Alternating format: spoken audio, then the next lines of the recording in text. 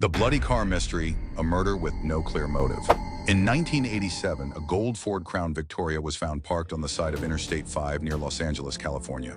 Its windows were covered in blood, and inside, police discovered the body of a 60-year-old man, brutally stabbed 61 times. Forensic experts and crime scene investigators played a crucial role in uncovering the details of the case. However, even decades later, the true motive behind the crime remains a mystery. Discovery of the crime. On the night of the incident, Mark Wilson, an employee at a private company, was driving home after a long workday. As he traveled along Interstate 5 connecting Downey and Los Angeles, he noticed a car parked on the shoulder, its windows drenched in blood. Shocked, Mark hesitated. Was it an accident? Someone inside in need of help? Summoning his courage, he decided to check. The moment he opened the car door, he was met with a horrifying sight. An elderly man, lifeless, his body covered in deep stab wounds, sitting in the front passenger seat. Terrified, Mark immediately sped to the nearest police station to report what he had seen. Investigation begins. Law enforcement officers arrived at the scene, accompanied by forensic experts. The car was parked in an isolated area, far from residential neighborhoods.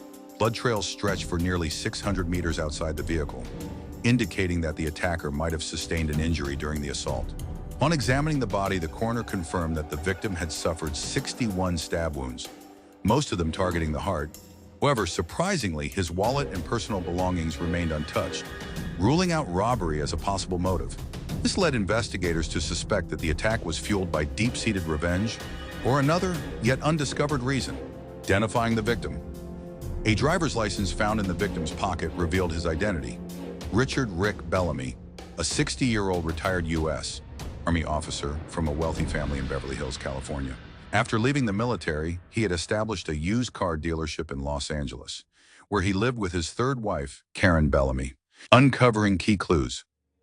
Investigators delved into Rick's life, seeking any enemies or conflicts that might explain his murder. He was a successful businessman, owning multiple properties. One particular plot of land near an old cemetery in San Fernando Valley stood out. It was land Rick had no intention of selling, as he planned to develop it into a concrete block factory. During the inquiry, a name surfaced. Ethan Cruz, a former employee at Rick's dealership.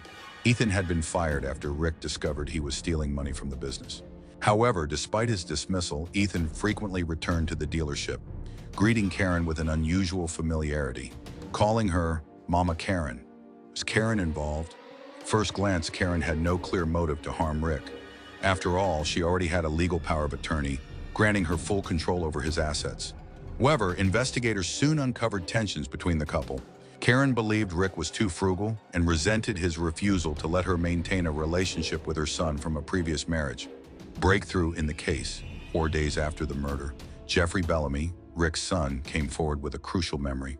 He recalled that the day before his father's disappearance, he had seen him at the dealership with Karen, Ethan Cruz, and another man named Lucas Harris, a close friend of Ethan. Jeffrey, feeling unwell that day, had rested his head on a desk nearby, allowing him to overhear part of their conversation. Ethan and Lucas were pressuring Rick to sell the San Fernando Valley property, claiming they had a buyer willing to pay a substantial sum. Rick initially refused, but after persistent persuasion from Karen, Ethan, and Lucas, he agreed to meet with the potential buyer the following day. Tracking the suspects.